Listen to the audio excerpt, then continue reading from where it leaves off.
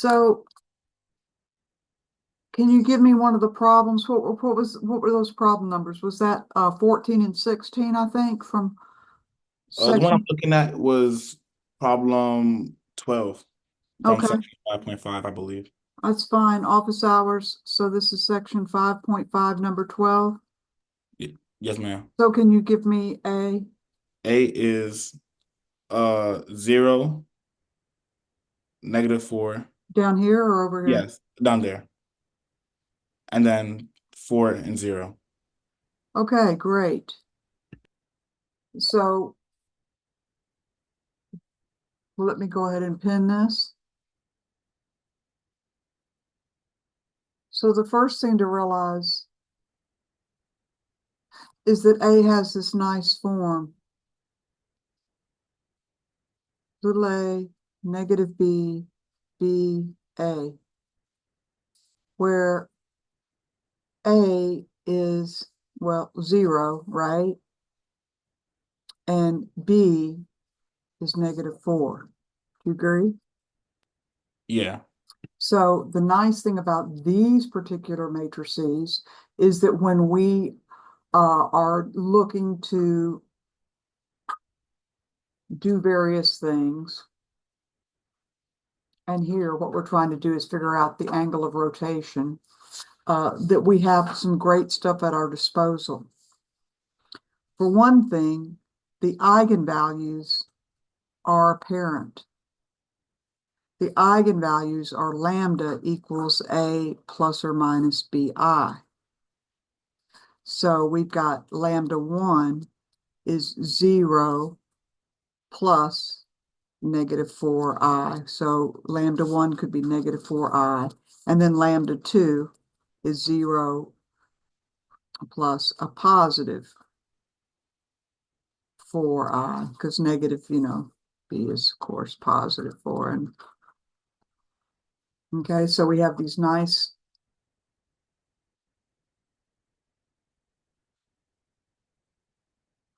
sorry, these are eigenvectors.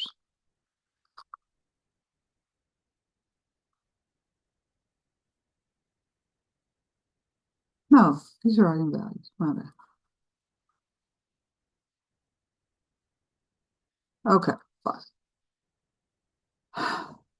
And once we, so we don't have to do the work, of finding the characteristic polynomial, because these fall out. And we actually aren't even asked to find a basis or anything. We could do, because we have the eigenvalues, but what we're asked to do is find the fact that A can be written as R times cosine theta, negative sine theta, cosine theta, where in fact these values come from the fact that we're multiplying by R, so we can divide by R. So it's A over R, negative B over R, B over R, and A over R. But what the heck is R? R is the norm of the lambda. Okay, so if we pick lambda 1 equals -4, R is the square root of -4 squared. So R is 4. R is always positive. So in fact, when we look at this matrix A, which is 0, 4, -4, 0, we can write that as 4 times 0 over 4, 4 over 4, -4 over 4, 0 over 4. In other words, we can write A as 4 times the matrix 0, 1, -1, 0. Now this is our scaling factor. R is the scaling factor. And this is the rotation matrix. And it has this form. So what does this tell us? This information right here tells us cosine theta is 0, minus sine theta is 1. So that means sine theta is -1. And if we look on the unit circle, there are the 4 quadrantal angles are the angles at these 4 points where the unit circle intersects the X and Y axis, right?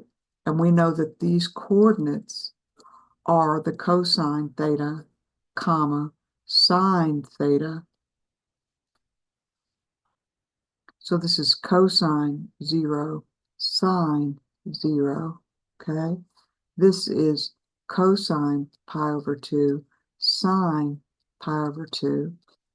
This is cosine negative pi over 2, sine negative pi over 2, and of course this is cosine negative pi, or positive pi, or negative pi, and then sine pi. So we're looking for the value that has cosine theta, the theta that has cosine theta equals 0 and has sine theta equals -1. So which theta would that be? That would be negative pi over 2. That's right. So theta is negative pi over 2. Got it. Good.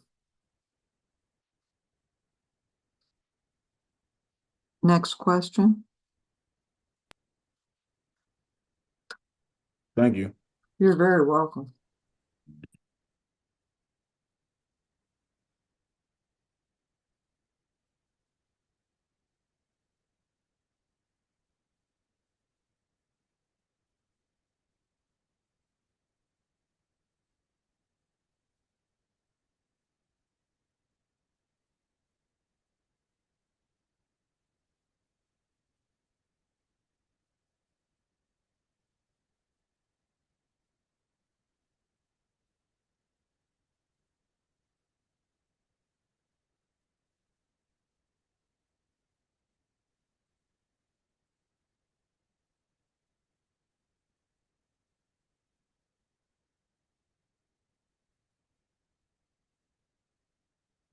I'm going to just pause for a minute until somebody has a question. So let's take a look, and not one in mind, but one from the textbook would be great. Okay, I happen to have the textbook open. So let me go to the table of contents for, let's see, orthogonal sets was 6-2. So here's an example where we're asked to show, this is just section 6.2, example 1, show that this set U1, U2, U3 is an orthogonal set.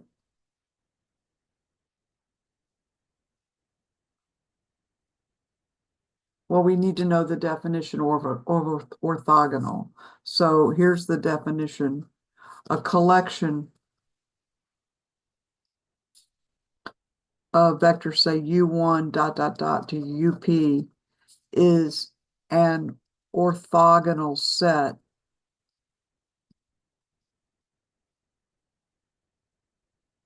if UI dot UJ is 0 whenever I is not equal to J. So we don't try to dot one of these with itself, okay? All right, and so here in this example, we're given that U1 is the vector 3, 1, 1. U2 is the vector containing -1, 2, 1 as its coordinates in U3 is the vector -1/2, -2, -7/2. So we simply need to dot them together and check that their product is always 0. But let's just recall the definition.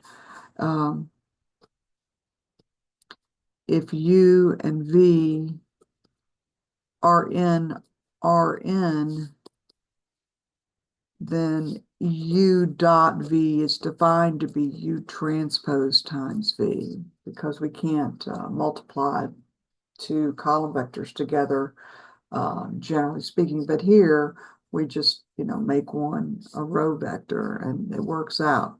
So coming back to our problem, we're going to check U1 dot U2. So that's going to be U1 transpose times U2. So U1 transpose is just the row vector with these entries 3, 1, 1. And then we're going to multiply it, right? So now we've got a 1 by 3 being multiplied by 3 by 1. And the result, of course, will be a 1 by 1. It's just a scalar value. So 3 times -1 is -3 plus 2 plus 1. That's a grand total of 0. So those dotted together make 0. So U1 is perpendicular to U2. That's what that means, right? So now we have to check U1 dotted with U3, and then we'll check U2 dotted with U3. Does that make sense, Tamir?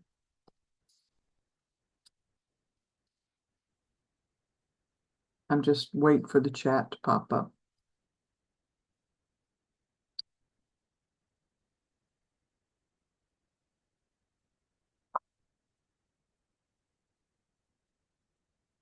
So is this making sense, Tamir?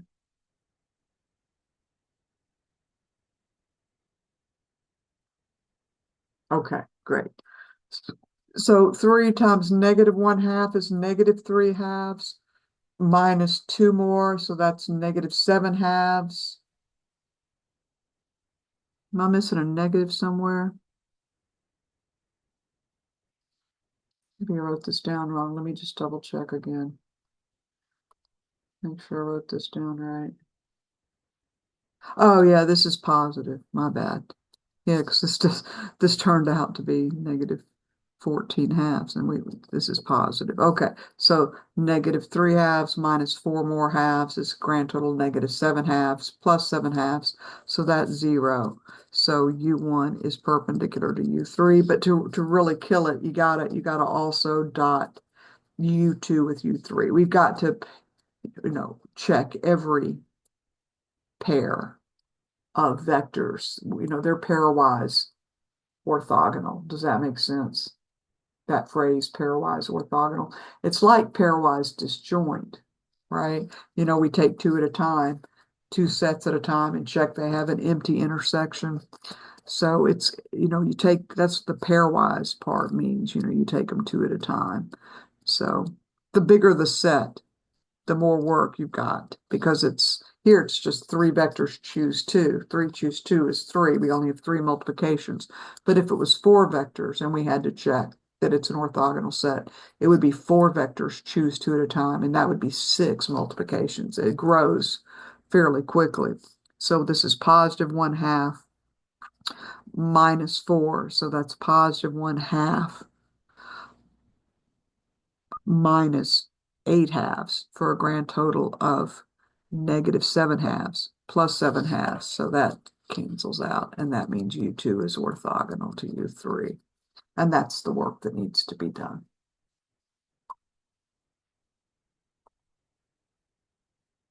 Okay. Other questions? That was an easy one. Thank you for an easy one at this hour. I appreciate it.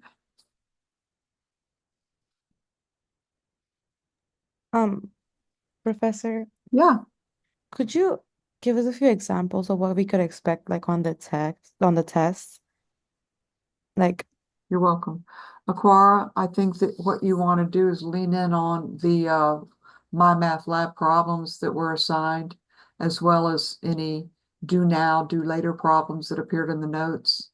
Problems worked in the notes, you know, Okay. would be problems like you saw in the notes or in My Math Lab. And are you able to go back and view your My Math Lab even if you finished it? Yeah, I could see it until 2 days ago. You can't see it at all now? I did not work on it today. I was working on the textbook problems, but I did do it 2 days ago. But you should be able to view it even when you're done, right? Yeah, yeah, there's no problem with that. So those are, those are the, it's basically just, exercises that look like exercises in the back of the book. These are mostly calculations. So, I mean, we can go through and think about the kinds of things, one chapter at a time, the one section at a time, that you've needed to learn to do. Certainly, if you're given, you know, so here, what do I need to know? Well, what do I need to be able to do? I mean, this is just a matter of just, going through section by section, but Right. in section 5.1.1, verify a particular vector V is an eigenvector for a matrix A. This is just the very beginning, right?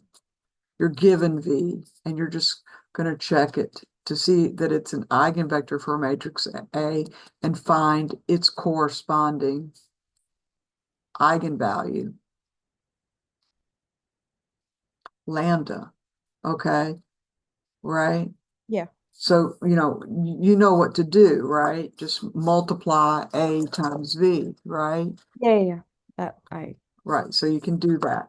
All right, the next thing to do, in that section, what else did we do from that section? Um, find given a matrix A and an eigenvalue lambda, find a basis for the corresponding. I mean, this is easy compared to what we were doing in 5.5, right? Because we were doing all this, but with horrible values, right? Find a basis for the corresponding eigenspace. Do you know how to do that? yes. Right? We solve for null A minus lambda I, right? Yeah. So maybe I could just write, do multiply AV, find lambda such that AV is equal to lambda V. Here we RREF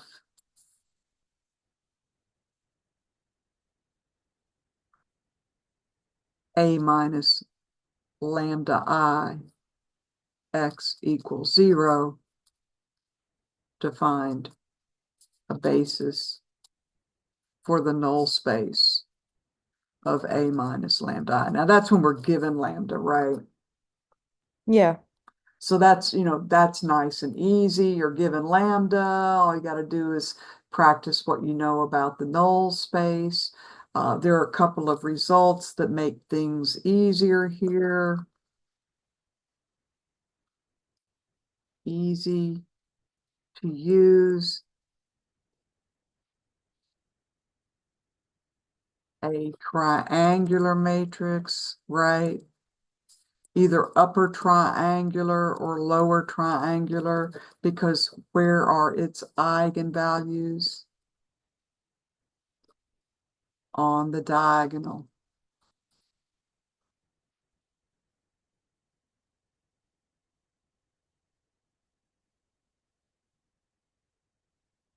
All right, so do you want me to give you a couple example or an example or two of what those look like?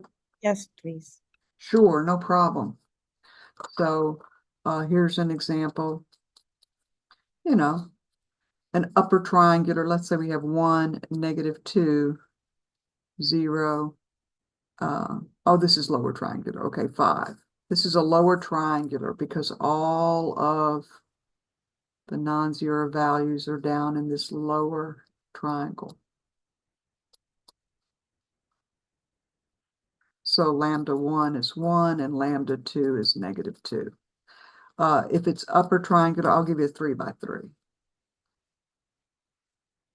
So let's say we've got, 2, 3, 4. And down here, we've got zeros. But up here, we've got non-zeros like -1, -2, 6. Okay? But the fact that it's upper triangular, you can literally draw, a triangle shape here. Tells us lambda 1 is 2, lambda 2 is 3, and lambda 3 is 4. So, in special cases, it can be really, really easy. And of course, the upshot is if you've got a matrix that's both upper triangular and lower triangular, that means it's a diagonal matrix, and that's what we get into later. If it's a diagonal matrix where the entries that are not zero are only along the diagonal, then of course it's both upper triangular and lower triangular.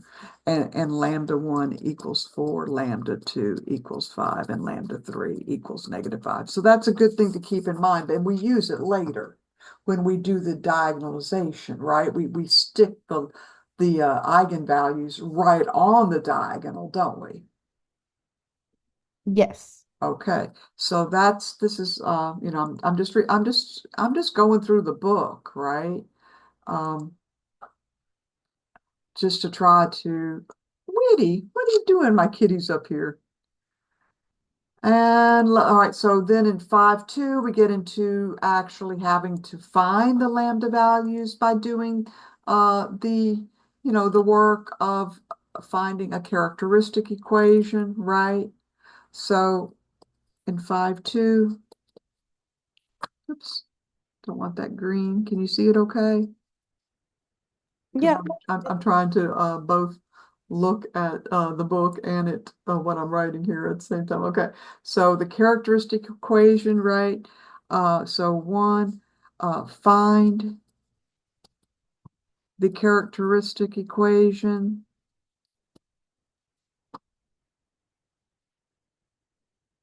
for a matrix. And, this is easier said than done, but you can use cofactor expansion, if you have to, but most of the like there is one example where it's a 3 by 3, and they do use cofactor expansion to find,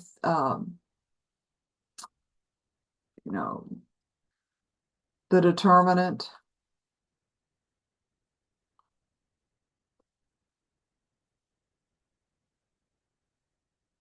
Oh, make sure I'm in the right chapter. Okay. So, in other words, we set the determinant of A minus lambda I equal to 0. Solve for lambda. If we need to use the quadratic formula, then we do that. We hope it factors, right? But we Yeah. use the quadratic formula if needed.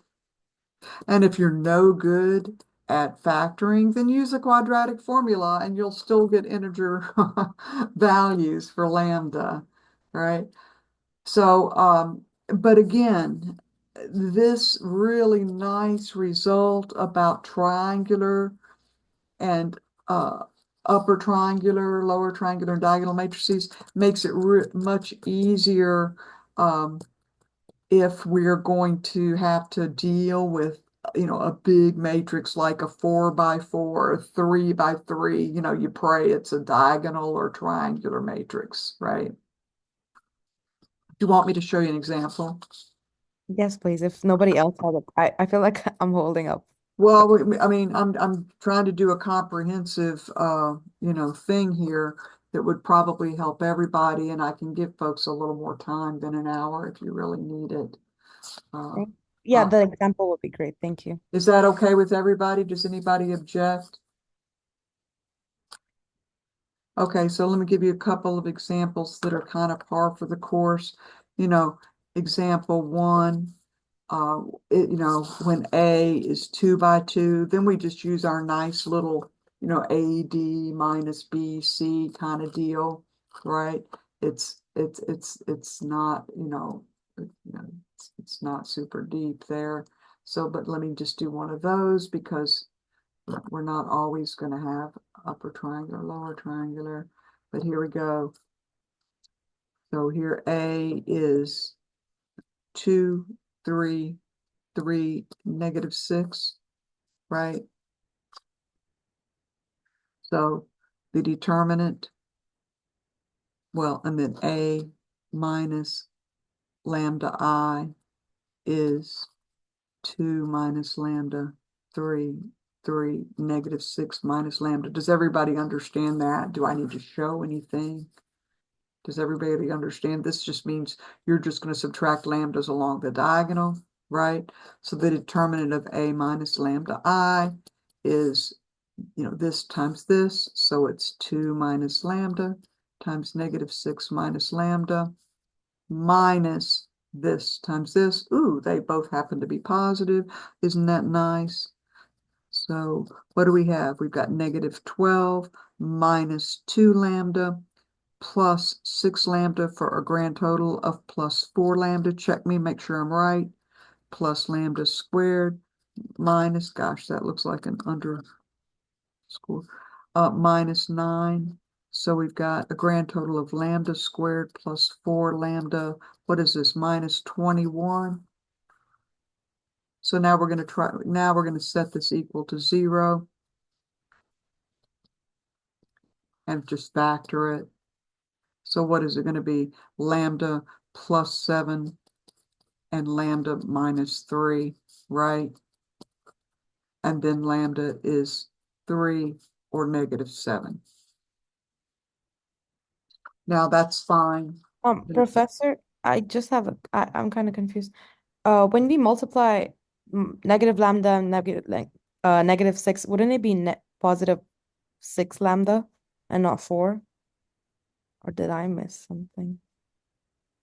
In the second step, when you were doing the Well, calc. I've got minus 2 lambda here because 2 times negative lambda is minus 2 lambda. Right. Oh, you already saw. Okay, I'm I sorry. did the outers and the inners at the same time and got a grand total of plus 4 lambda. Is that correct? Yes. I completely missed that point. Sorry. Don't even worry about it. Yeah. But that's fine. Take as many steps as you need, right? So that's if it's 2 by 2. But here again, we're trying to, deal with what we might need to see in 5-2, and we're working on 1, find the characteristic equation. So what if example 2 is A is 4 by 4? Yuck, right? Don't worry. It's Thanksgiving. I don't want to make you do cofactor expansion on a horrible, terrible matrix, although theoretically you should be able to, right? But I would be more inclined to give you an A that's upper or lower triangular and let you just use what we know about the determinant of an upper or lower triangular matrix. So, 1, 2, 3, 4, 5, 6, 7, 8, 9, -1. Okay. 0, 0, 0, 0, 0. Okay, those are supposed to line up. All right. So, we look at A minus lambda I, and well, it's still a 4 by 4, and it's really not, it's 1 minus lambda. We don't even really care about what these other entries are because they're not going to be involved in our calculation of the determinant because all we have to do is multiply the diagonal elements. Because the determinant is the product of the diagonal. So, the entries on the diagonal. So the determinant of A minus lambda I is equal to 1 minus lambda times 5 minus lambda times 8 minus lambda times -1 minus lambda. And when we set that equal to 0, of course, lambda is equal to 1, 5, 8, and -1. Okay, Yes, makes sense.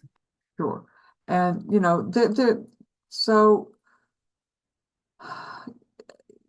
yeah, we didn't get deep. I know that there's a little bit of weak stuff going on, but if you want to see more, please, for more, example 3, I say please see, it's actually example 4 on page 285 of the book.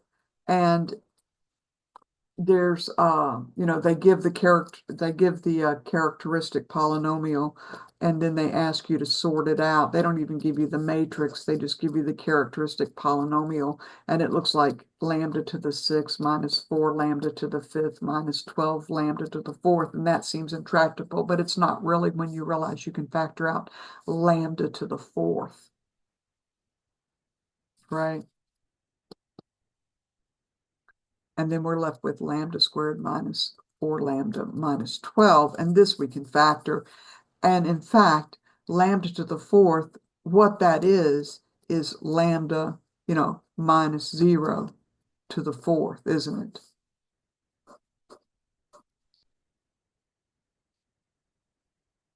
What is it going to have to be? -6 and +2, something like that. So this tells us that we have an eigenvalue of 0, lambda equals 0, and it actually has multiplicity 4. And then lambda equals 6 has multiplicity 1. And then lambda equals 2 has -2, my bad, has multiplicity 1. And so it's possible, if you were asked to dig in and find an eigenvector basis for the eigenspace associated with lambda equals 4, I got to find another whiteout, I've got one, that you're going to actually, get 4 linearly independent vectors. Because that thing started out, and they're going to be 6 by 1. But you got to remember that thing started out being a 6 by 6 matrix. If, we have things being raised to the 6. Hang on, I got to find a whiteout.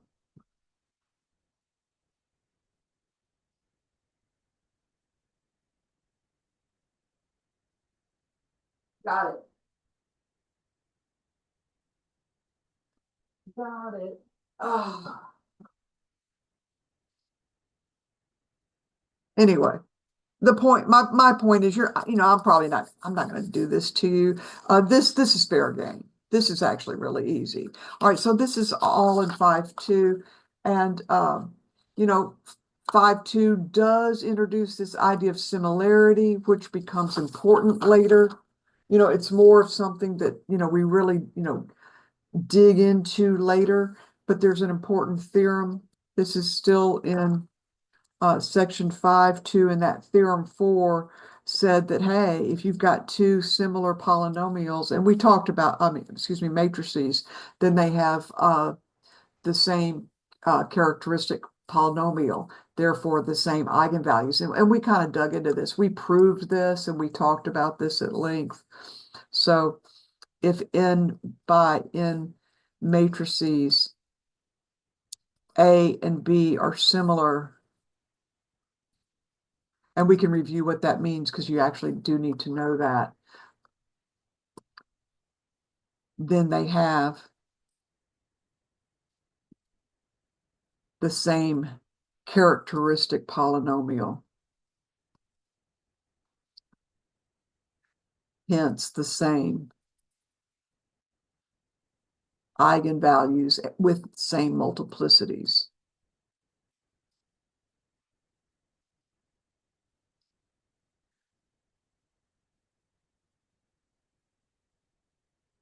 Okay, so, I mean, like, so where did that come from? That theorem 4 appears on page 286. But, we kind of sneak up on that because what we do is we start talking about, I mean, they introduce the idea of similarity.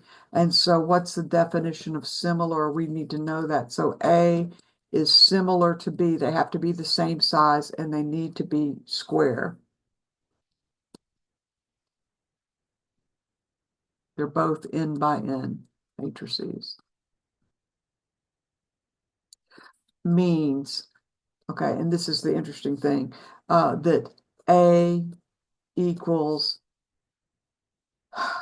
P, B, P inverse.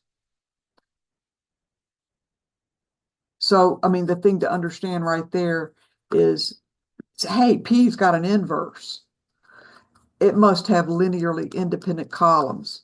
And we milk that later because we know that we have linearly independent eigenvectors in the basis set that we build. And so, really this introduction to similarity in section 5.2 is just kind of an appetizer for our application of that, which appears in section 5.3 when we learn to diagonalize, okay? So shall we move into 5.3? Yes. Anybody stop me at any time if you have a particular question that you really wanted to get answered. But this might be kind of the best, kind of way to go about it. All right, there were two main things that we learned from 5.3. The first thing was, how handy is a diagonal matrix. And there are all kinds of you may even see this literally, in your future as a computer science student. But one of them, because when we're looking at long-term behavior of systems, we wonder what happens if we, like imagine the system is multiplication by a matrix over and over and over and over and over again. And if that product kind of settles down in the limit, if the coordinates kind of settle down and get close to certain values, then we can say, hey, the long-term behavior looks like this. And so the nice thing is, if you have D and it's a diagonal matrix, I'll just say, like A11 dot dot dot to ANN, and that means zeros here and zeros there, then D raised to a power K is super easy. It's just A11 raised to the K, A22 raised to the K, dot, dot, dot, ANN raised to the K. And of course, zeros, just, and that's the reason why these get raised to the K. There are no summands other than just the multiplication of A sub I times itself when we multiply these. And you can look at that and see that. But that's really nice. So because we can look at the long-term behavior once we figure out how this relates to this, okay? And so that relationship is really nice. The deal is, for example, if D is, whatever, 2, 3, 0, 0, okay? Then, D to the 20th is just 2 to the 20th, 3 to the 20th on the diagonal. Now that in itself doesn't necessarily seem that useful, but the next thing is when D, excuse me, I'll say A first, because I want to keep the P first. When A is similar to a diagonal matrix, it's just super cool because then we can take a high power of A and calculate it almost as easily as this, then what happens? That means A is equal to P D P inverse. So A squared is equal to that squared, P D P inverse. But that means that the P, I don't want this P to look like a D. It needs to really be a P. So this is really a P. So these P's and P inverses cancel out. Remember this argument that we did? Yeah. These cancel out, and what we're left with is with P D squared P inverse. And you can do it for a high power. A raised to a really high power, K, is just going to all of these, if you have another one, the P inverse here would, cancel with the P here, and it just collapses like a telescoping product. And it'll just be P times D raised to the K times P inverse. But D to the K is really easy because it's diagonal. So you just wind up only having to multiply D to the K and then multiply, by P and by P inverse. And so it's super useful, okay? And it turns out that when we diagonalize a matrix A by using its eigenvalues on the diagonal and the corresponding eigenvector basis vectors as the columns of P, if the dimension of each eigenvalue equals its multiplicity. In other words, if you have a multiplicity 2, or if you have a multiplicity 2 or a multiplicity 4 eigenvalue, you would have to be able to find 4 linearly independent basis vectors for that eigenspace lambda equals 0.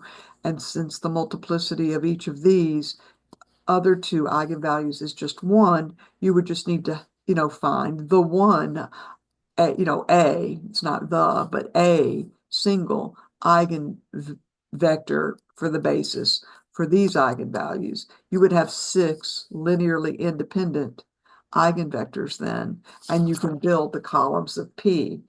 And that's super handy, if you've got a huge, big matrix A, you definitely don't want to be raising a huge matrix to a really large power. That's incredibly expensive. But if you can diagonalize it, this is super simple. This is easy, and this isn't hard either.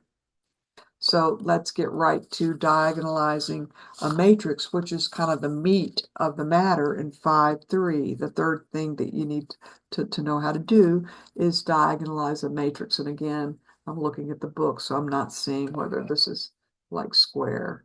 Any questions so far?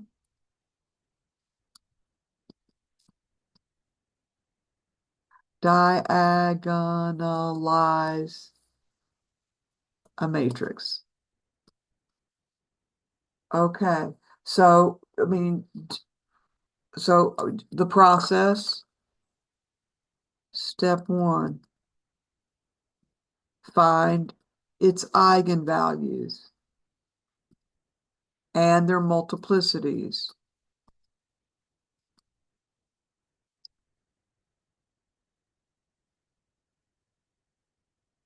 And then step 2,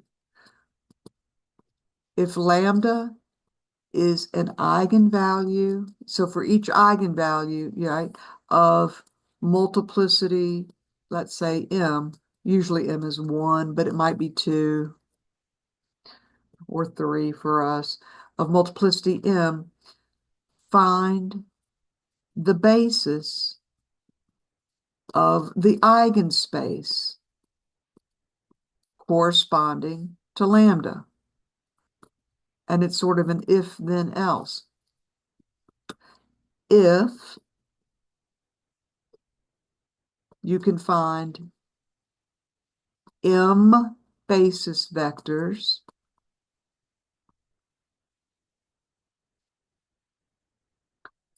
for each lambda, its own multiplicity. So I'll say if lambda I is an eigenvalue of multiplicity I, and you find the basis for the eigenspace. And so if you can find that many basis vectors for each lambda I, then you can build P using those eigenvector vectors, the basis vectors. as the columns of P. So, you build P and then you build D with the eigenvalues.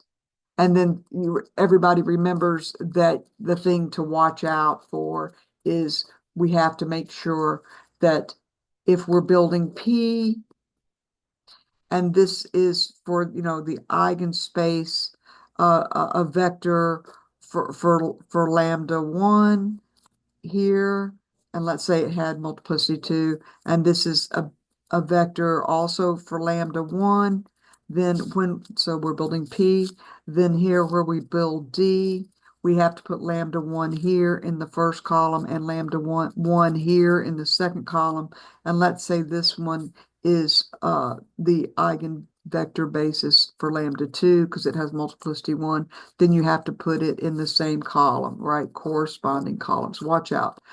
Columns must, and this is D.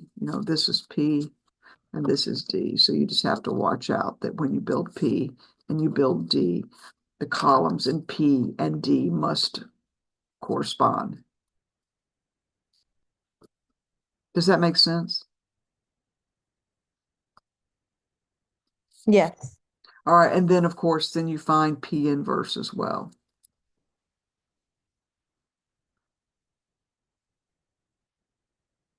And I will allow you tomorrow to use a calculator and just use the inverse function to find P inverse. That's not what we're focusing on here, okay?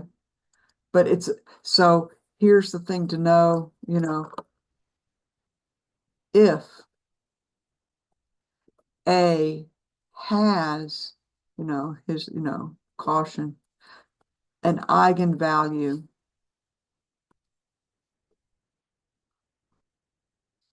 of multiplicity in multiplicity M, but its corresponding eigenvalue lambda of multiplicity M, but its corresponding eigenspace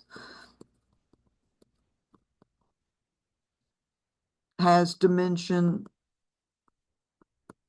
less than M, which means fewer than M eigenvectors in the basis, then you can't diagonalize it.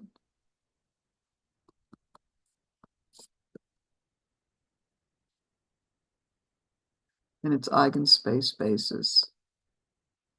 So if that happens,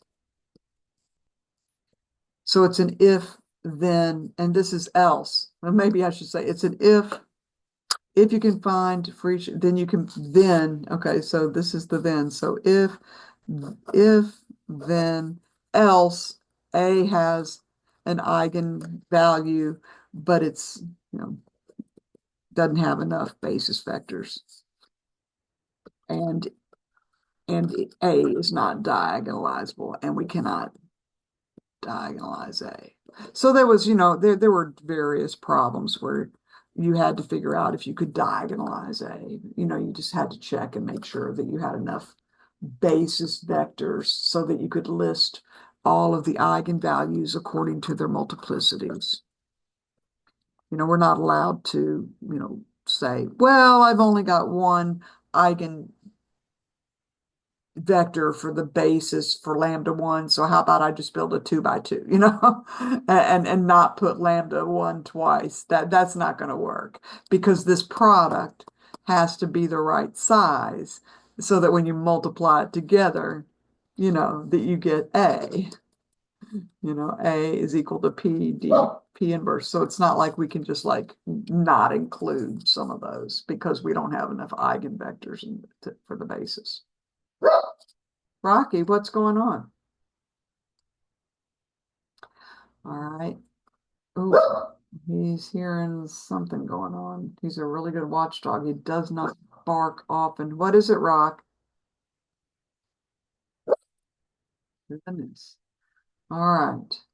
So then there's section 5.4. Now, section 5.4 was the section where we started talking about all of these nice, remember I had all these nice, charts and diagrams and, the matrix T relative to a basis. Remember that, TB? Yeah. Yes. Yeah. Okay, so let's see if we can digest some of that.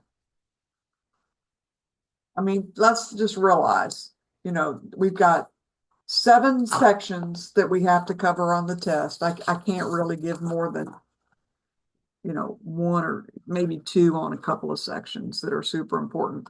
But remember this, that if we have a linear transformation, right? So 5, 4, and this was the linear transformation stuff. So how did it start out? I mean, it's all about a connection between, there's a basis, okay, for V, linear transformation T, Rocky, and it maps vectors in V back to vectors in V. So we've got this basis for V. And so given X in V, now we've already done this game, but we have the coordinate vector, the beta coordinate vector, right? And it's in Rn, okay? So it's a direct translation into Rn. It's the weights, right? And remember how we would find that? Do you remember how we would find it? Yes. Yes. Right. We would put the basis vectors, if beta is like, B1, dot, dot, dot, BP, then we would build the matrix with those as its columns. And then we would try to solve for this X beta, where this is X, right? So we would row reduce. This is called T beta.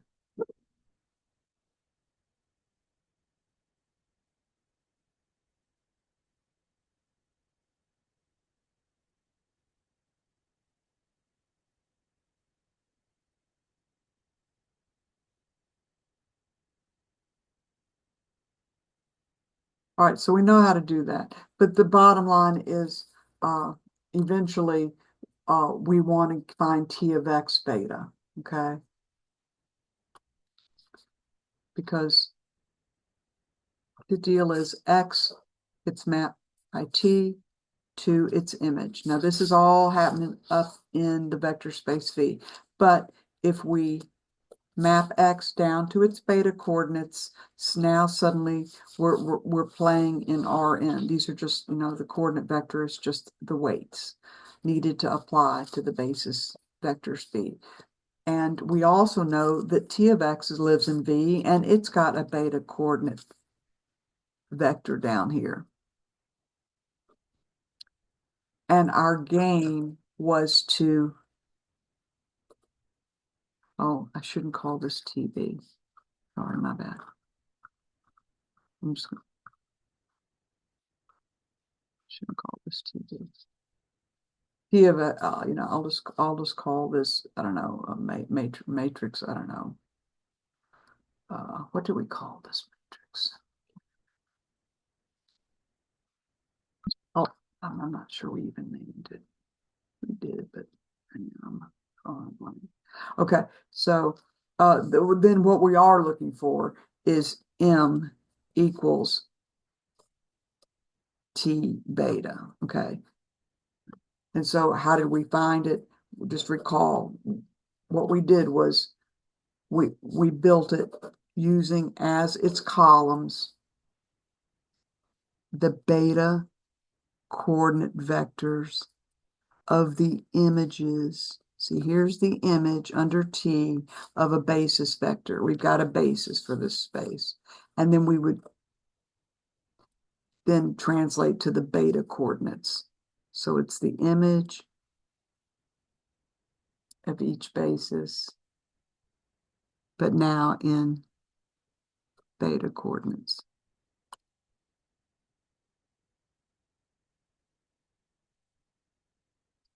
dot, dot, dot, T of, say, BP. All right, so sorry. I mean, that takes, a while to write down, but maybe we want to just do one. Shall we do one? Yeah, please. Let's do an example. I think this was done in class, but what the heck?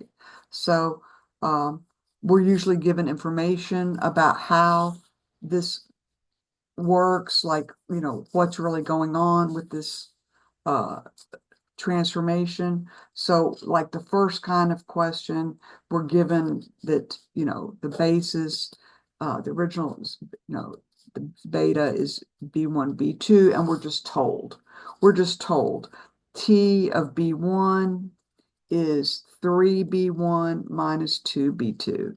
And we're told T of B2. So we're looking over here. We're looking at the image under T of the basis vectors. TB2 is equal to 4B1 plus 7B2. Yeah, this goes down here. This is different. Okay, we're looking at this. All right, so fine. Now we need to find the matrix M. M for T relative to beta. In other words, we're looking for this.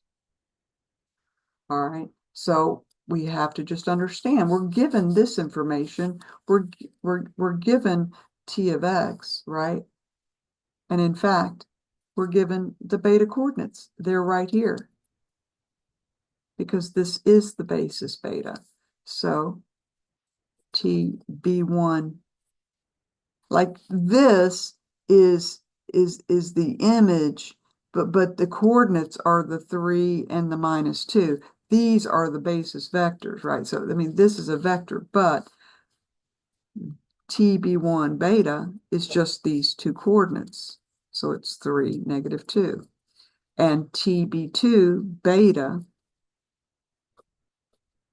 the beta coordinates are just these coefficients, these weights that get applied to the beta basis vectors.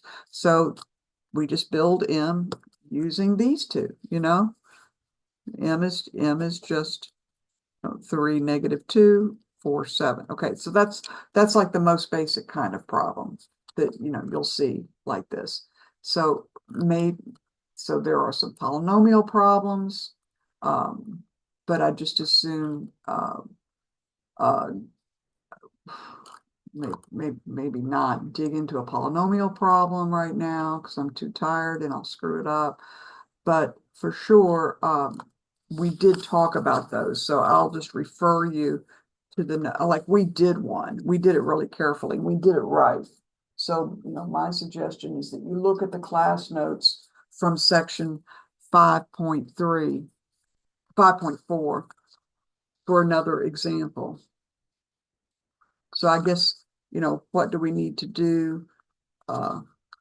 One, find M equals TB. That's what we want to find is this, M for T.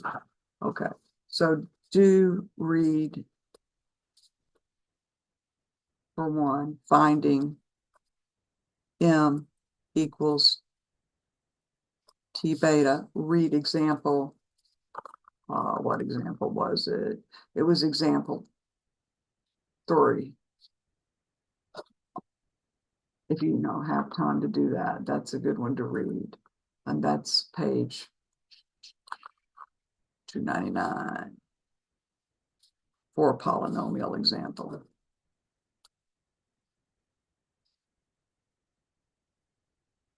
All right, so what else did we do in section 5.4? Well, we did several proofs, right? But we finally got to theorem 8, and that was the theorem that tells us what happens if A is diagonalizable and the basis for Rn is used for P. So if A is equal to PD dp inverse, where d is, of course, diagonal.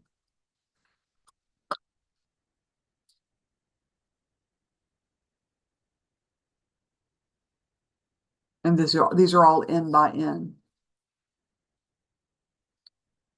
And if beta is a basis, these are all n by n for Rn, then what we can do in the same spirit that we use the linearly independent eigenvectors for the eigenspaces, we can use any linearly independent set to build P, because then we'll have an invertible P. So if B is a basis for Rn formed from the columns of P, so here it's not like somebody gives us B. What we're saying is if we have an invertible n by n matrix P, its columns are linearly independent, therefore its columns do constitute a basis for Rn. So if we can do this, then in fact, D is the beta matrix, that we're talking about. It is the M equals T beta, is the beta matrix for X, going to AX, so D is the M. Okay.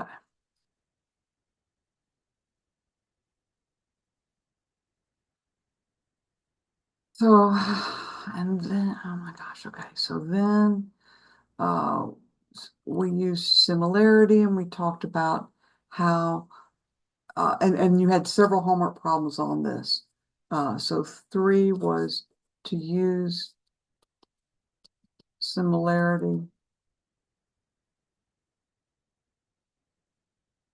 to find the beta matrix. And this is when A was not diagonalizable. Okay.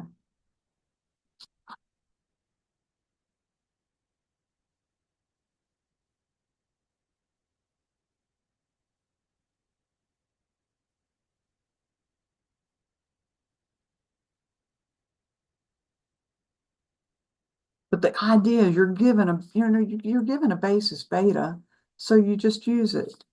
So use the basis beta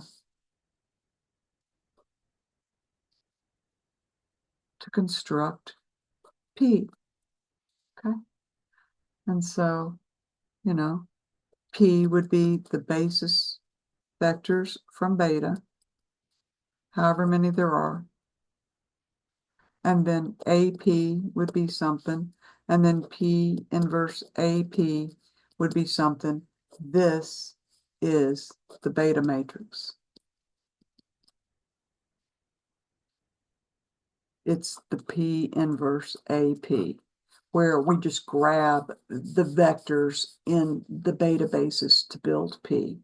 And then we just, okay, once we have that, we can find its inverse, and you can perform this multiplication. So these were some of the problems that had hints in MyMathLab. Hints given. I think I said it several times in MyMathLab, because, this wasn't diagonalizable or anything like that, but we were simply able to use this formula, that this transformation matrix relative to beta was given by this formula. So you just need to remember that. And it looks funny because it's different from when we use similarity, because, it's really that the beta matrix is similar to A. Okay. A is similar to the beta matrix as well. Okay. So, all right. So there were a couple of those. Do we need a particular example? Well, I've given you one. I mean, here, just see example 5. At this stage, what are we? We're already 11:18. But I'll just give you an example that would look, very similar to something I would give you. It's just super simple. See example 5, and that's on page what is it, 301, where, you're given A and you're given, it's just 2 by 2. You're given A, it's 4, -9, 4, -8. If you sort this out, you'll find that it's got lambda equals -2, multiplicity 2, but its eigenspace associated with this lambda only has dimension 1. There's only one eigenvector, so it's not diagonalizable. However, if we give ourselves a basis, B1 and B2, just two linearly independent vectors in R2, just pick 2, then we can play the game where we simply build P using these 2 vectors. And then you multiply A times P, there's A, these are the columns of P, and then figure out what P inverse is. And then all the theory and all the proofs that we went through are going to tell you, hey, P inverse AP is going to be this transformation matrix relative to beta. All right. And so, there's so many applications, but then we've got complex eigenvalues. Now, listen, I'm still grading some of your homework papers, and I can scan them for, in the morning. It's just ridiculous. But I opened up some more problems in section 5.5, like I set up a little My Math Lab. And it's not going to count against you, but it's a few practice problems. I won't count it in your grade, set up for your practice. Because listen, the deal with these is you're still finding the determinant of A minus lambda I, right? You're still dealing with that. We will only play 2 by 2 matrix games.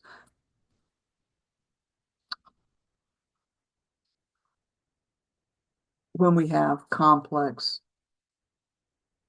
eigenvalues and eigenvectors. But there was one thing I noticed people did not understand, okay? And it goes back to this theme, be able to find complex eigenvalues and vectors.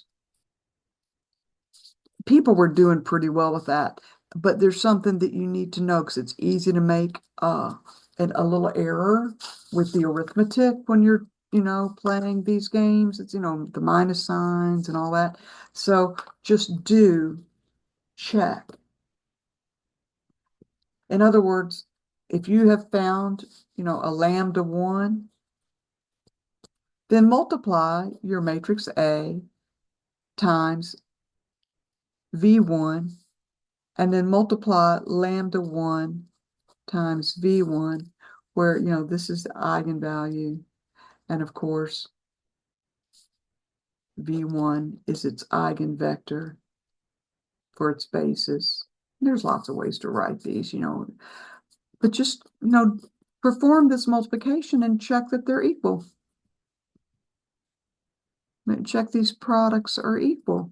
And that way you can check, and once and for all, you'll know, oh, okay, I didn't have a sign error when when I went through all this stuff, check the products are equal. So, that is my first advice. My second advice was when we got this situation where we got, well,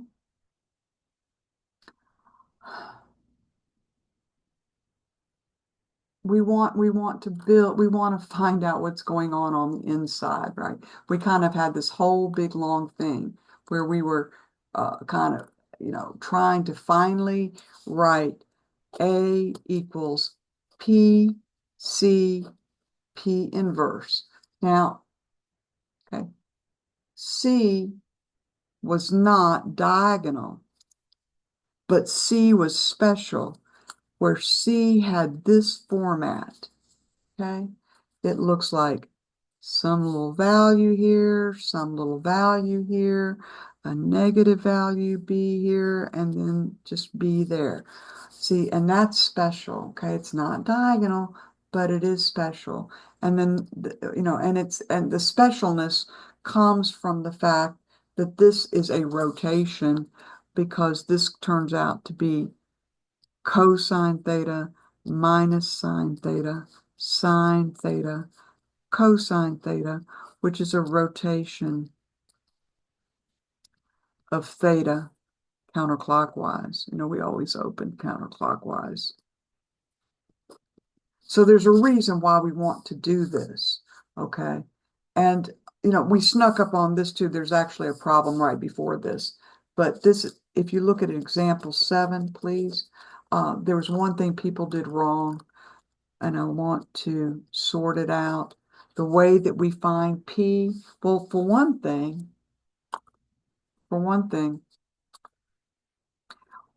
if lambda equals A plus BI, okay, then this is the same A as this, and this is the same B as that, okay?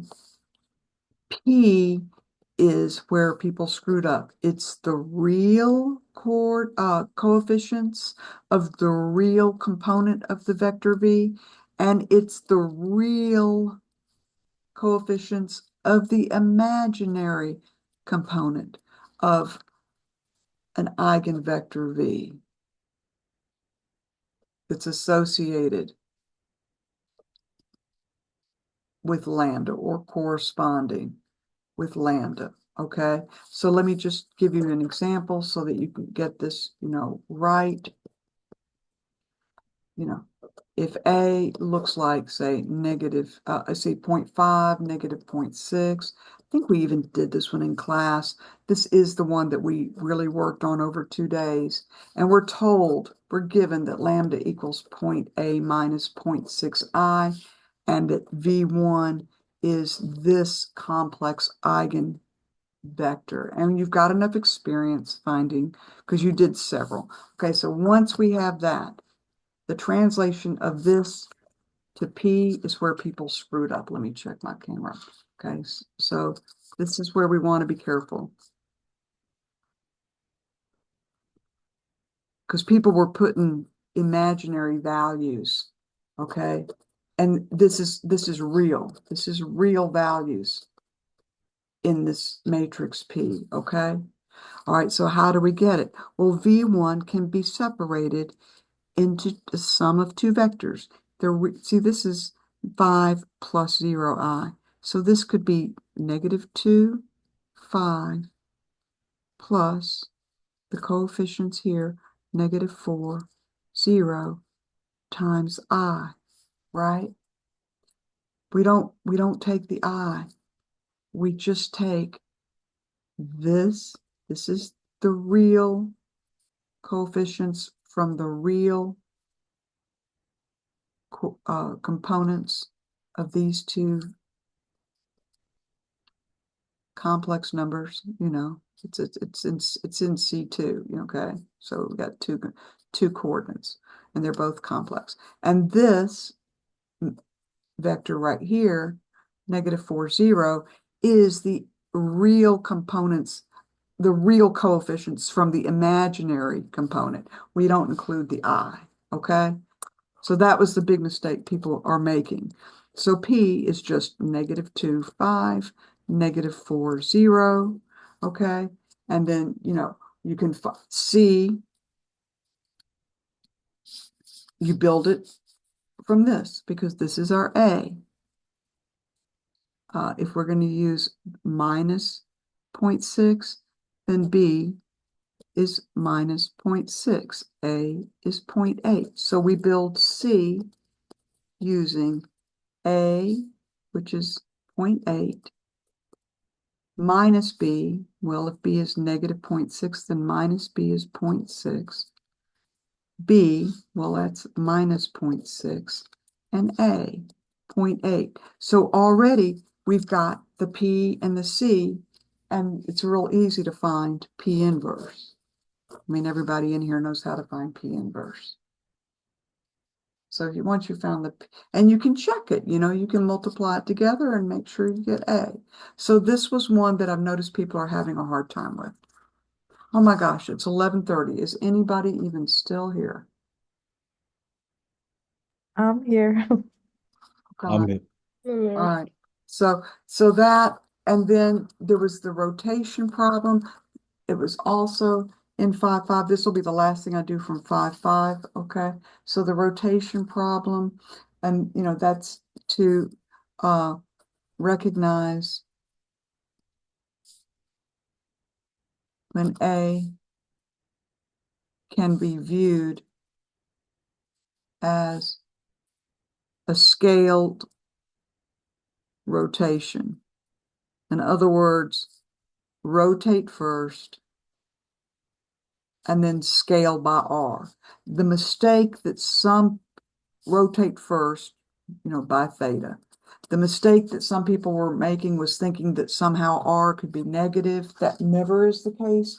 R is the norm of, it's the square root of A squared plus B squared. And so it's never negative. But if you need, to send a vector, to a negative version, where it's pointing in the other direction after the rotation, you just do that by rotating the other way. Okay. So, I mean, what are the steps here? We pick an A that has, a certain look.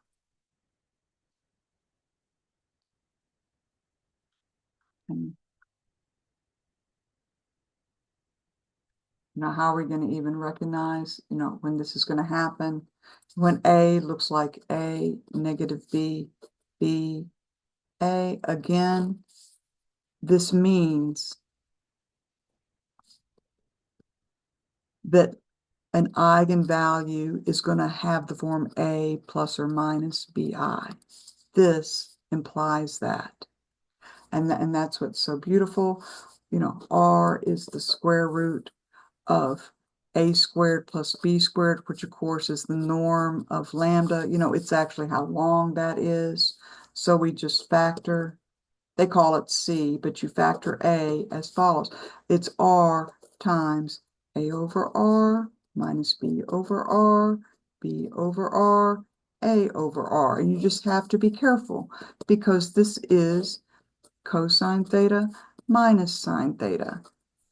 And so even if this is positive, it's negative sine theta, which means your sine value is negative, which means, between your cosine value and your sine values, sines, S-I-G-N's, you can figure out what quadrant theta is in because it's negative pi less than or equal to theta less than or equal to pi. I guess you can take your choice.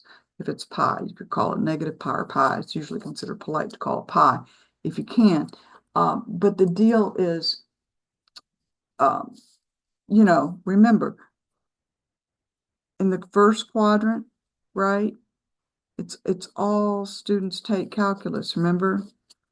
And in the first quadrant, all the trig functions are positive, right?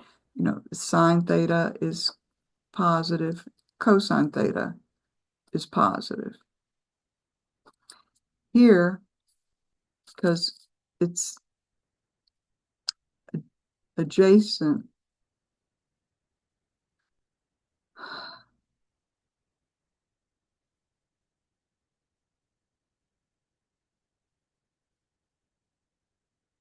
the adjacent sign is negative, right? And cosine is the adjacent side. So so this shows you what's positive. All are positive, sine is positive, tangent's positive, cosine is positive. So here, cosine of theta is negative, but sine theta is positive. Here, they're both negative. Sine theta is negative, cosine theta is negative, right? Because we're going back and down. So both the adjacent and the side opposite are in the negative, range if you drew the reference triangle. And then here cosine is positive, so sine theta is negative and cosine theta is positive. So, you check out, what's going on with this and you figure out where, your theta is, which reference quadrant, which reference triangle really works, which quadrant is it in, right? Is it in the third or is it in the fourth? So anyway, you just have to kind of be careful with that. But this is really handy, okay? Like this is the next best thing to having a diagonal or an upper triangular matrix. Okay, well, that's chapter 5. Holy cow. What did we do in chapter 6? Does anybody even remember? You've just done the homework, right? So you must be oh yeah, okay, orthogonal sets, orthonormal sets. So that's pretty orthogonality. So I mean, we did prove a little bit, right? We did actually prove that a couple of these sets were orthogonal to one another. And we've got some nice kind of fun things that we had to do, like find the distance between two vectors. Okay, so that was one of the things that we did. What else did we? So normalizing a vector. Okay. All right, so what do we need to be able to do? One, normalize a vector. Everybody can do that, right? Does anybody need to see an example?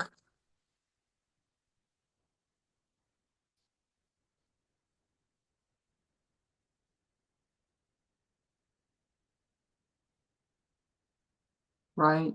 So if you have V, if we want to normalize it,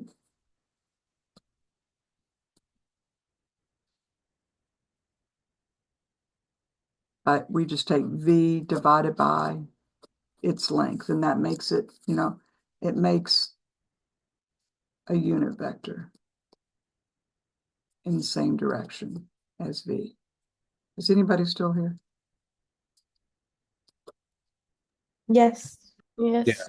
All right, Yeah. so can everybody do that? Does everybody know the formula for the norm of V?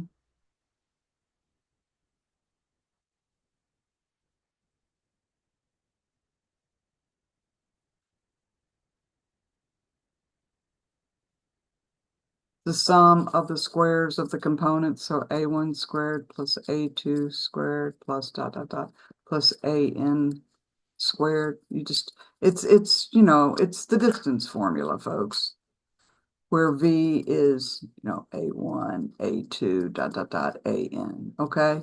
It's the distance formula. So you just take V and you multiply it by the reciprocal of its length. It's the distance of the tip of V and 0, right? That's what this formula gives you. It gives you the length of V. So this length is norm of V. Okay, fine. So you be able to normalize a vector. All right, so what's the next game that you might be asked to play? Find a unit vector that's a base that's a basis for a one-dimensional space. Well, all you do is find a basis vector and then normalize it. Do we need to go through that? I can. But maybe it's more important to realize that the next thing to do is to find the distance between U and V. And we've got lots of pictures in the class notes. The pictures are all in 2D, okay? But so what? You can just, imagine. So we had a formula.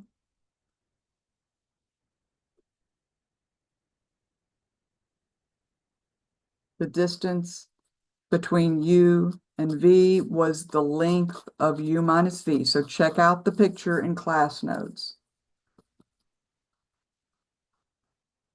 I drew a nice little parallelogram that shows that, in fact, the length of U minus V does reflect the distance between the tip of U and the tip of V. Fine. So, I mean, this is easy to do. If you can find the norm, you know how to subtract one vector from another. Do you want me to show you one? Do we need to do one? We can do if we need to. Yeah. Okay, fine. Let's do an example. That's fine. So here's an example. Let's say we are asked to compute the distance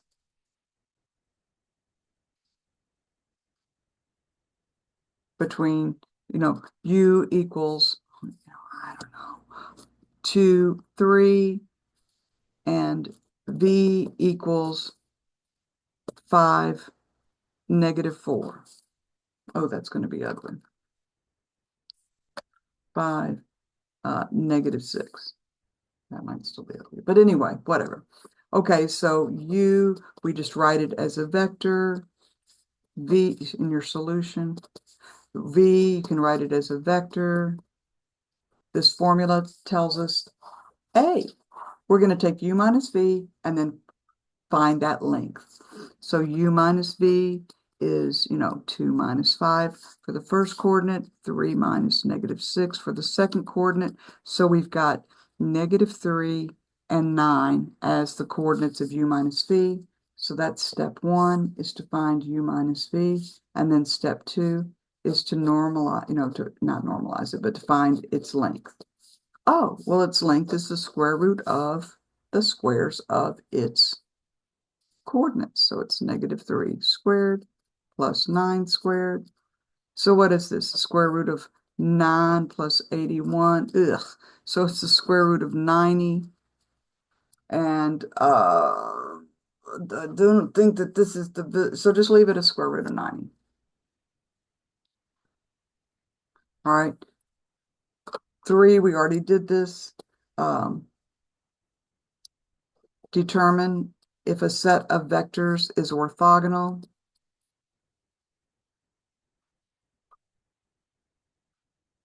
So that was the first thing that we did tonight, right? U is perp to v if and only if u dot v equals 0, but that's by definition is that u transpose v is the 0 vector, okay? So that's the definition of orthogonal vectors. And, if you want to figure out if a set of vectors is orthogonal, you just check them pairwise. And then there's orthonormal vectors, right? And, we get into that, but orthogonal complements was something that we looked at. And there were some results, that used the Pythagorean theorem, et cetera, et cetera. And let me just see if I can try to glean out. There were 2 facts that were important, and one of them was actually a due later was, oh, this will be for prove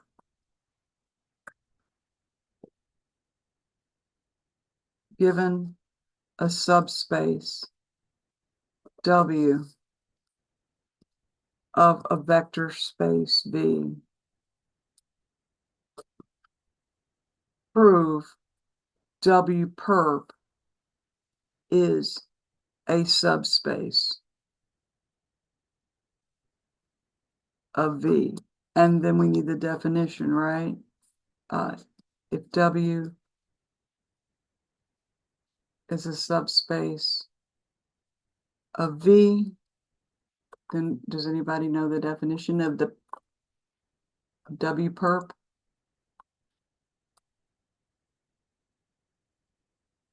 The orthogonal complement.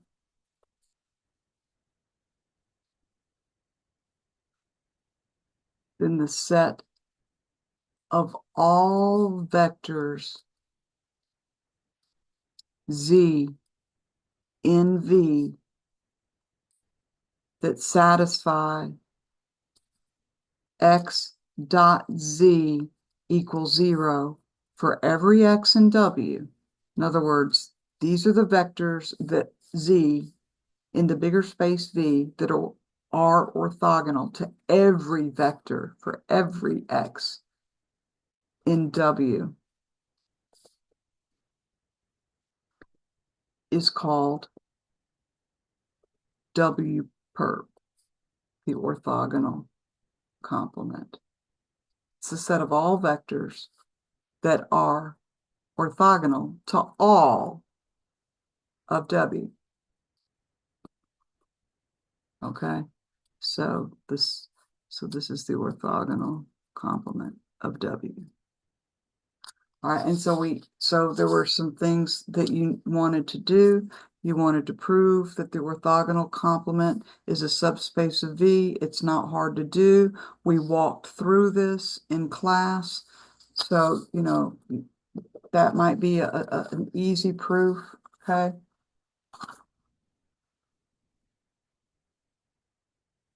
Then there was a particular, result. This is still 6-1, and this is still, the idea about orthogonal complements. This was theorem 3, and it said that rho A per is actually the space null A. We proved this in class. I'm not saying I'm going to ask you to prove that, but it is a result. And what we didn't prove, but I asked you to read the proof, was that column A perp is the null space of A transpose. I asked you just to read that proof, but we proved theorem 3, part 1. Okay, so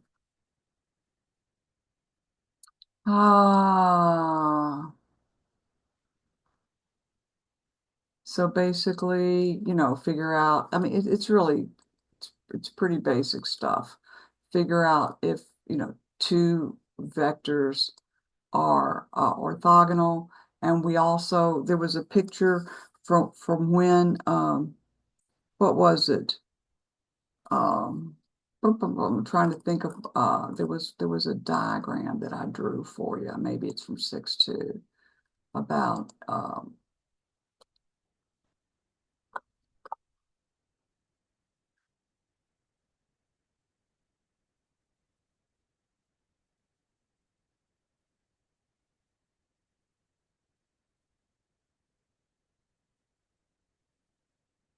so 6-2 is orthogonal sets, but the point was, you know how we have to do row reduction to solve, to figure out, how to write a vector as a linear combination of basis vectors, so, right, recall to find the weights that comprise the beta coordinates of X. We RREF this B1, B2, B sub K, and then X, right? And we find, an identity. And then this turned out to be the coefficients, the weights. But if it turns out, if the basis is orthogonal, in other words, the nice result that if the basis is orthogonal, this is theorem 5, and it just makes our life really easy. We don't have to do this row reduction. We can find the weights in the beta coordinate vector for Y using a simple formula. Y, well, we want the weights, C1 times U1 plus C2 times U2, right? We want these weights, these C's, right? But it turns out, we want using a simple formula, so we get this, right?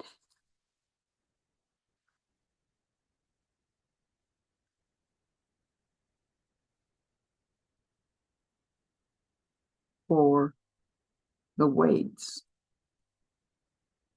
C1 CP, where, this is writing Y, these are the beta coordinates. So what was it? It was that CJ, how do we get it? Well, these are orthogonal, right? So you just take the Y that you're trying to build in the numerator, dot it with one of these UJs, like if you're trying to find C2, take Y dot U2 on the top and just divide it by U2 dotted with U2. Here, here I'm just saying J is 2. And this works for J equals 1, 2, up to P.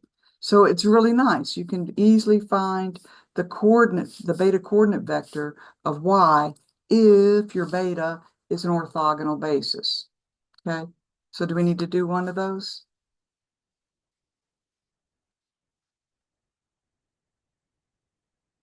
Anybody still alive at this stage? Yes. Yes. Can you do one? Do we need to do one, or I mean, we we did one in class. Remember where 1/3 of the class, did one of them and 1/3 and 1/3. Okay, so it's because in the interest of time, this is not the hard part. Okay, this was easy. Just see example 2 on page. Because we're gonna, I still got to finish fixing the test. I have still got papers to grade. Jesus. All right. So this is easy. Okay. And see class notes. We did one. Okay. But more important,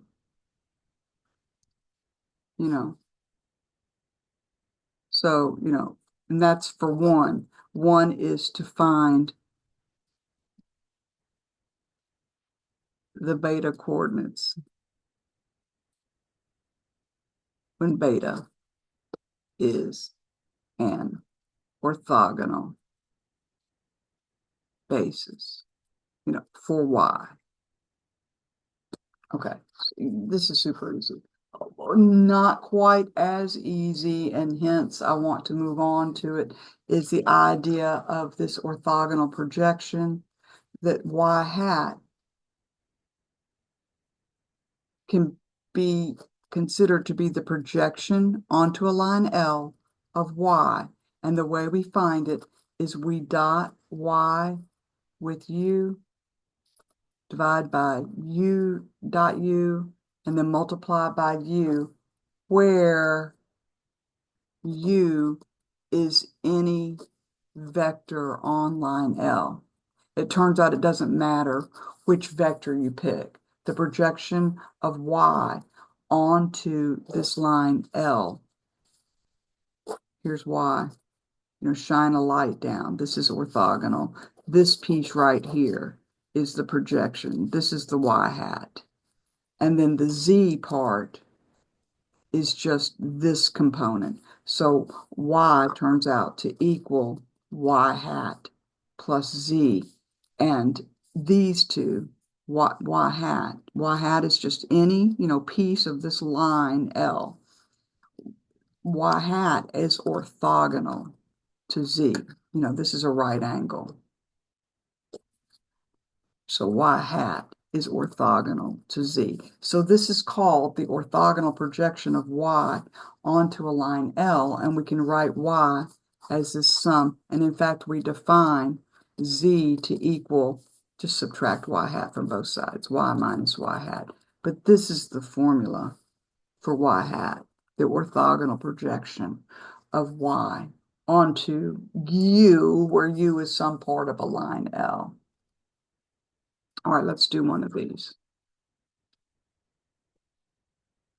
All right, so let's let Y equal the vector 7, 6. We'll just play in, sorry, I keeps shifting, so sorry. I apologize. You say something when it gets really slanted, because I can't see it because I'm looking at the book.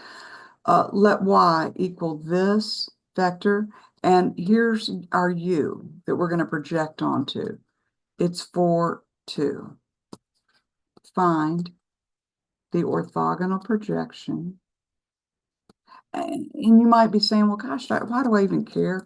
Because this is the way that we estimate vectors when we don't have exactness. We can estimate vectors because it turns out that here's the tip of Y. This point right here is the closest point on L to Y. And maybe, you know, if this is a whole space, we're dropping, if it's in higher dimensions, you can think of L like maybe being a plane.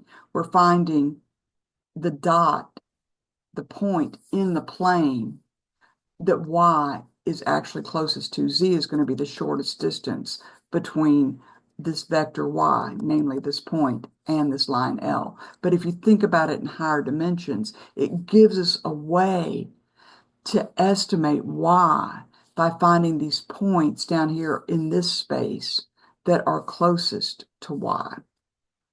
So it's actually really important for estimation. And then, so this is part A, go ahead and find the orthogonal projection. So we're going to be finding the Y hat. And then for part B, we're going to write Y as the sum of two orthogonal vectors. Well, what are they? Well, one of them is going to be the Y hat. See, this means find Y hat of two orthogonal vectors. One in span U. In other words, you know, it's the part of Y that's projected down onto, you know, some vector. Let's say this is U. This is the piece of L that we're projecting on. It turns out it doesn't matter which piece of L you take. We proved that too. Okay. One in span U and one orthogonal to U, but that's the Z part. The part that's orthogonal to U is the Z part. See, this Z is orthogonal to L, it's orthogonal to Y hat, it's orthogonal to everything on this line L, including U. All right, so what do? Well, we just use this formula. So for our solution to A, we're going to use the formula. It says that Y hat, which is the orthogonal projection of Y onto U, let's see, oh good, it's not too bad. It's going to be Y dot U divided by U dot U. Now this is just a number, but we use that to scale U because this is the piece, it's based in trig that tells us this. This is the side adjacent, right? This is actually cosine of whatever this angle is. Well, cosine is this over this, it's 1. So if you normalize, that's another reason you might want to normalize Y. You normalize Y, and this Y hat actually is the cosine value. Okay. So, you know, this isn't quite the cosine, right? This over the length of Y is the cosine. Okay. This part, this divided by the length of Y. Okay. Anyway, all right. So what is it? All right. So what's Y dot U? Y dot U is Y transpose times U. Well, Y transpose is just 7, 6. Can you see it? And U is 4, 2. So what is Y dot U, folks? 28 plus 36. What's 28 plus 36?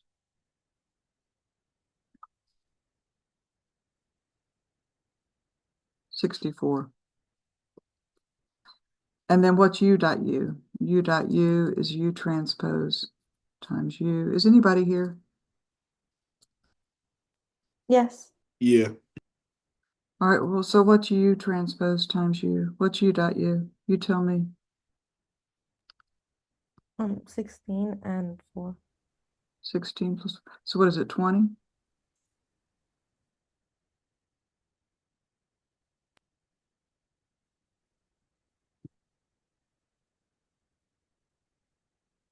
So Y hat is 64/20ths times U.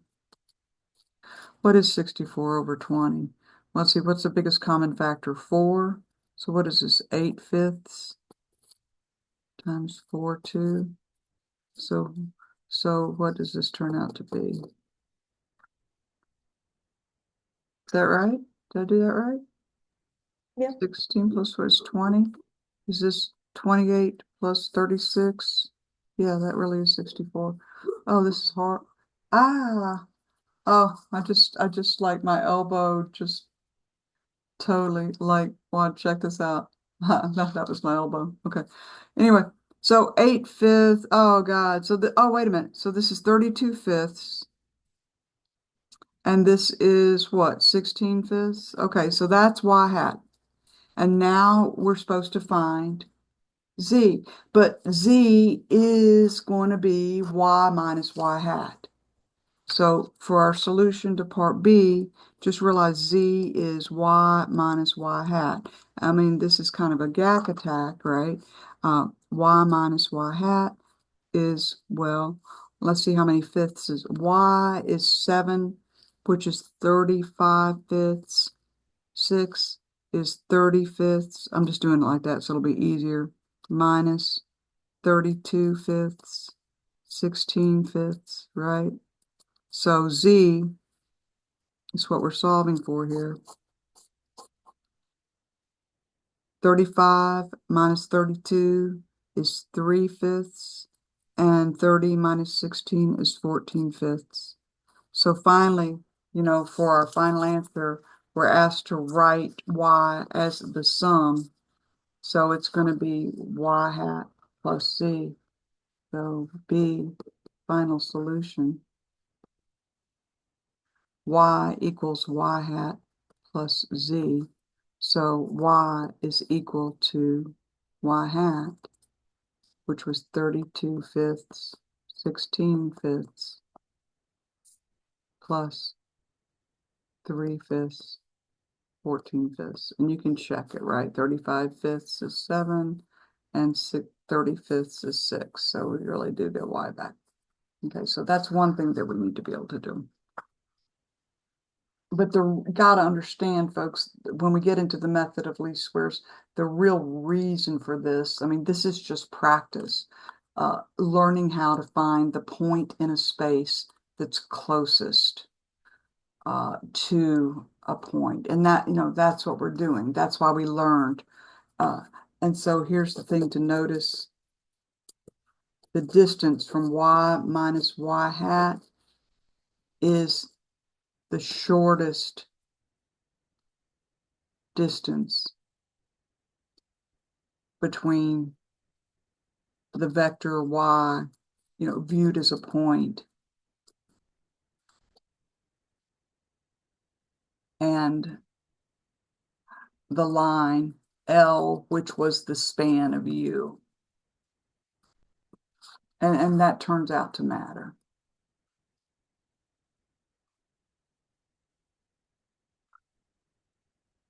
Orthonormal sets, I'm sure, so be able to figure out if a set is orthonormal. No, actually, we're on topic 3.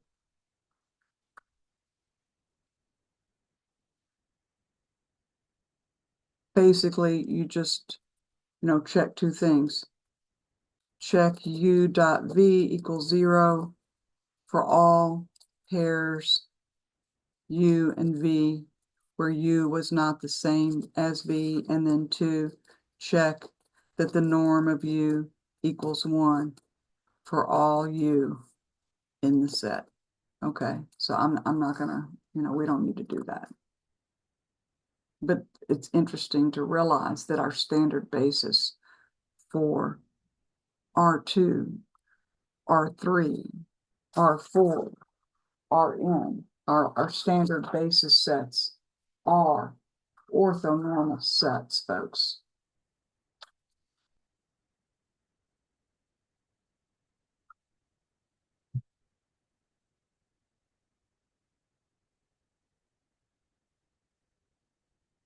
And there's a reason for that. They're convenient.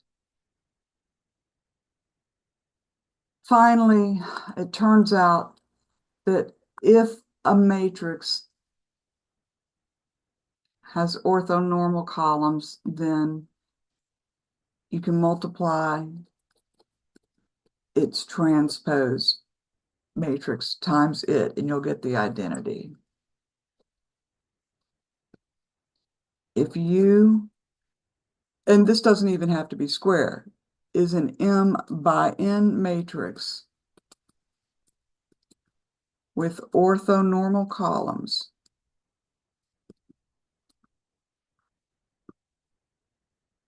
then U transpose U equals I. And the converse is true. If U transpose times U equals I, then U has orthonormal columns. It's an if and only if. And I believe I pointed you to the proof. And then there was theorem 7, which was important enough that I almost assigned this as a homework problem. But again, U is M by N with orthonormal columns. And we talked about this.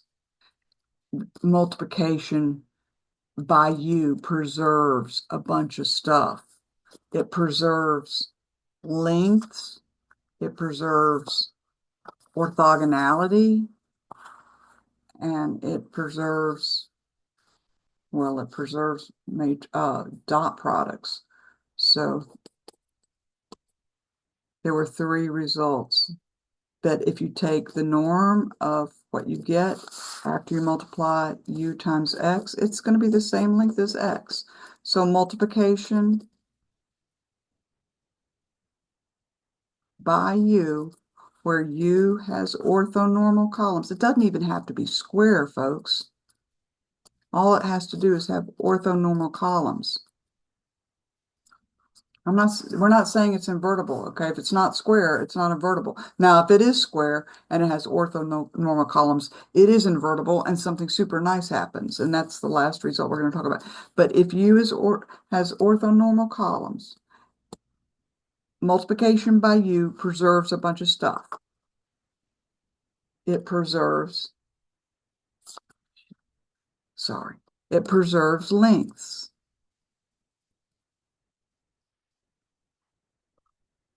It preserves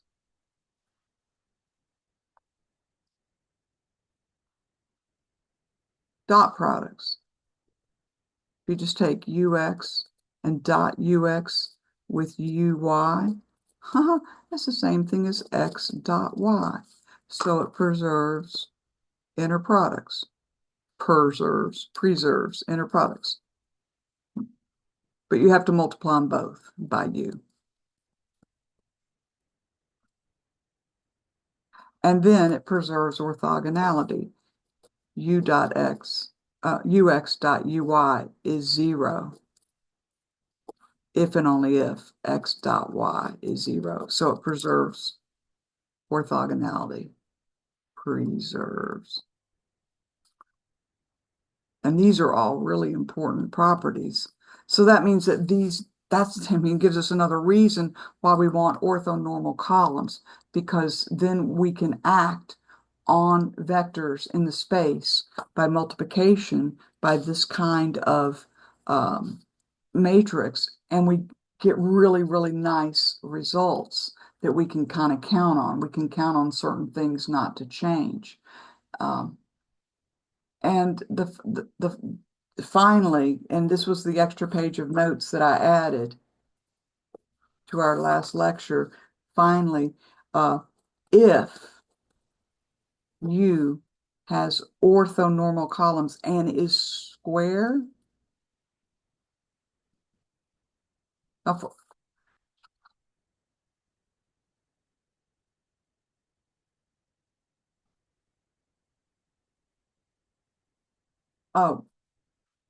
then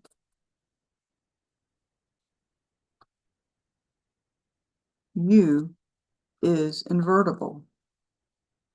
So we can add it to the invertible matrix theory for this very special case. In other words, U inverse is actually equal to U transpose. Because if U is invertible, and we know that this is true, if we have orthonormal columns, we know if we have this equation, we'll call this equation star. Well, if U is invertible, multiply both of these on the right by U inverse. Okay, And then you get that U inverse equals UT. And this is from equation star. Multiply by U inverse on both sides.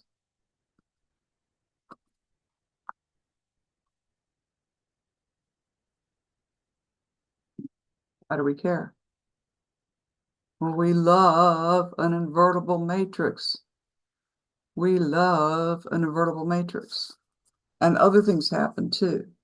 If U has orthonormal columns and it's invertible, then its rows are orthonormal as well. Okay, and we're going to see more of this in chapter 7. But this is it. This is the main stuff. It's friggin' 12. It's midnight. I gotta go. I gotta finish your test. Thank you so much, Professor. You're very welcome. I hope it Thank helped. you. At least we kind of reviewed the main stuff, right? Yeah, definitely. All right, well, get some sleep. Don't do like I'm gonna do. Get some sleep, eat some protein in the morning, something that burns long and burns strong, right? And then, maybe get up early, but get some sleep. Don't study all night. It won't help you. Okay. Are Thank you you. gonna post this on Am I gonna post these? Yeah. Holy shit, you wanna come over to my house and scan them for me? I wish. I know, yeah, I will. It's gonna take a good hour for this, yes, I will. I'll do that. It's okay if you don't do it tonight, just like until like when I go over it in the morning. In the morning. No, I'll probably, this is something I can do without thinking. Right, I can scan these without thinking. So, yeah. Dadgummit, what a life, huh? Thank you very much. You're so welcome. All right, Good night. good night.